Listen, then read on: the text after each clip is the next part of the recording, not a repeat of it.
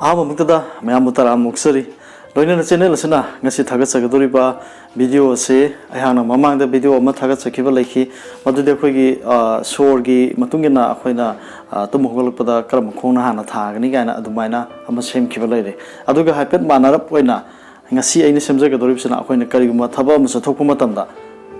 maikei asom da chalagana phai phate habadi awangnom chalagana kamai tawba makharom chalagana kamai tawba numit ki oina mamaji numita awang chapa phabara phataba makha chapna kam tawba adugui matangni ado hairiba sing ase mayam da kitang kana gadra khalaga ngasi video si semjabani habadi mi akhoi lairi khudima akhoi yum da tumaga phamaga dum laiba yaba natabnina thabeng khang kya am chathokna ribnina thabo ingang chathokpa matamda aruba thabo chapa matamda maikei gi kamaina pibage habadi matangni hana ngasi semjagadoriba video se masi ai larik amagi mating sum logjabani aduna ahamba lokhaliba se numise nomajing numit se nongpok chatpada ningba thungi habadi maikei ni ko nongpok maikei chatpada ningba thungi maidam chatpada awaba fangi makha chatpada oja oithat fangi mairang lachi chatpada khana chainaba fangi nungchup chatpada asiba amadi kanadaba fangi jingkhai chatpada awaba fangi sumaina hairame nomajing numita mathang da ningthokaba numike se yengsi ningthokaba numisida khoina harami bise nongpok chatpada asiba nangi habadi numita da heda salaga nangni habana temsi sumaina tholokpa ya habani khutong thiba nangni habugumne aduga mairam chatpada asiba nangi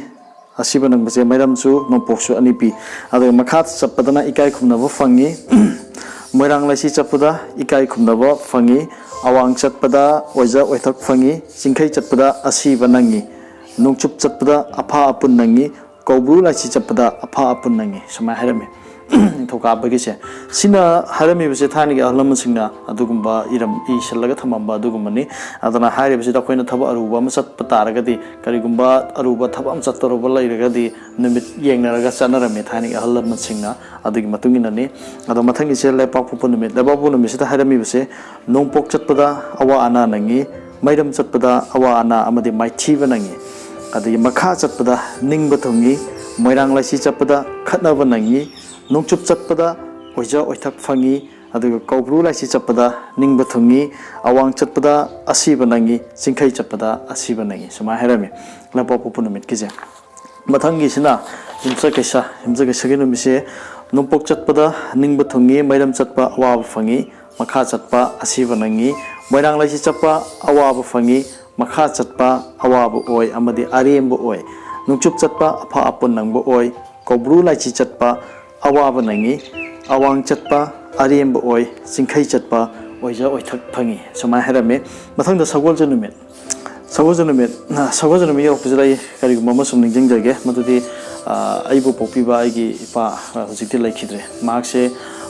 si aina sum ningsing hobuni ado like siga sum aina sum isana su thajaraga lehoba ma mayam su share tawjege sagolja numise aigi faje makha haidaraga mathaba am chatpane aduda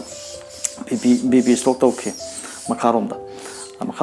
maikei chatpada aduna ai sida sum aina sum ningjaba ma aina khangjaba ma sum lehowe adugi matang du su makha je sagolja numise phattaba male na aina khallaga lehowe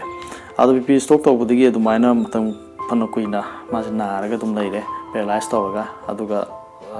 chahi tara mya adumai leiramaga adumai laikhidabane adumai tawe ado sawjanu bise ai me ansum share tawjabane si atai mi chumbe lanbia sigi magi timing dewraga de sigum manu mistake ta thengnai habugumne sawjanu mise haramise nompok chatpa arem oi mairam chatpa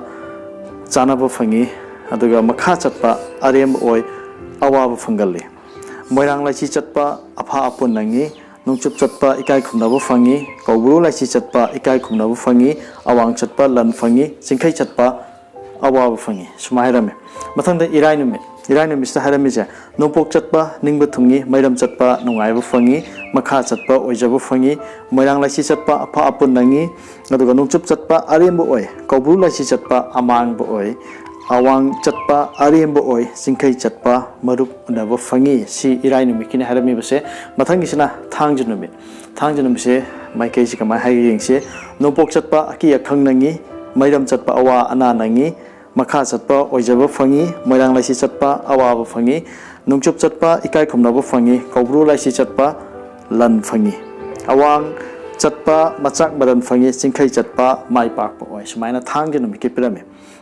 हारिबसिंग असे थबक चटप मतमदा हारिब नुमित तरेनी असिगी मायोन येंगदुना यात्रा तौदुना चटप फैयना लाइरिक्सना हरमने थानीगी लाइरिकने अदोसी हारिबसे मसी अचुंब खद दुम लई अदो आई हांगसु आइगी ओइबा वारी मा मयाम सुम share मति अम तौजगरे सगजन मित मखारम चपदा अफबोगिदबा अवाब नंखिबा अदुगुंबा मा इथेनखिबदुमा आइगी लाइफ कोना थेनखिबदुमा अदुम यामदा दुम शेयर तौजबने मसी हजिकी नहारोन सिंगनबदी इथा थाजरोय चथोक खोतोकदा अदुबु चथोक खोतोकबा मतमदा कमाय तौगदगे हाबदो तंगाय फदन सत्तब यादबा लैरगदी जत्रा सत्पसे अखोय नुमिसे फत्तब नुमिसिदा फत्ते हारिबा नुमिसिदा माइकेजिदा माइकेजे मसि फत्ते हारिबसिदा चत्ते यादबा लैरगदी इसागी सोर येंबा थानिगा हलमन सिंग तौरमिसे सोर जमान मखा हाबदी येट ओइसे करमदा लैगे खोटकी येंगamba सोर लेबे माइके की वीडियो अमा थागा सख्रबनी मदुगी लिंक अदुम हापके मसिदा अदुम चंगागा अदुम खंगनी तुम होगलपदे होरगा सथोकोतोपगी मागी यात्रा तौबगी सोर से करोमदा लैबना फबगे हाबदुगिसु आई थागा सख्रबनी अदु ngasigisina माइके ओइना नुमिसिगी सत्पसिदा माइके जे सोम चलगना फै फति हाबदुगी अदुगी मतांगी वीडियो ने अदुना तंगाय फना सत्तब यादबा लैरगदी हजिकी सोर येंबा अदुगा अखोइना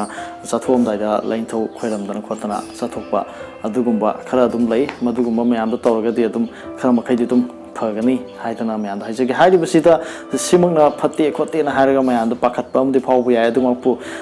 तंगाय फदबा अरुबा हाइबितारे अरुबा थौदो वाथो ओबे अरुबा थौरम अमा अदुगुंबगी मतंगदा सुगुंबसे खरा लुना लौनै हाइबदुनी अदुना तंगाय अनुंगतिगी चथोक खोथिंग तौबा नुंतिगी चप्पा हाबदे थबा अइना थबक चप्पजे अवांगदा कादोइने हाइरगदी मदुगी नुमित की मतंग सितदी अदुगुम खसि थोदोक लैते हाबदे नुंतिगी चलपो ओइबनिना अदु नत्तबिदा नों फादो अखोगी थबा अमा अरुब थबा अमा अरापलम अमा अदुगुम चलमदाय ओइतारगदी सिगुम माइकेजे यामना अहलम सिंगने याम कुमने येंगनरंबा अदुगुम मनि हाइदना आई मयाम थमजगे ngasiगी वीडियो से मयाम स्वाइदो लोसिनजगे अदुगा आइगी वीडियो से येंबिरिबो खाइपनु चैनल सिना थागतप फुंदोकसरी कंगलेफा इमाना याइफरे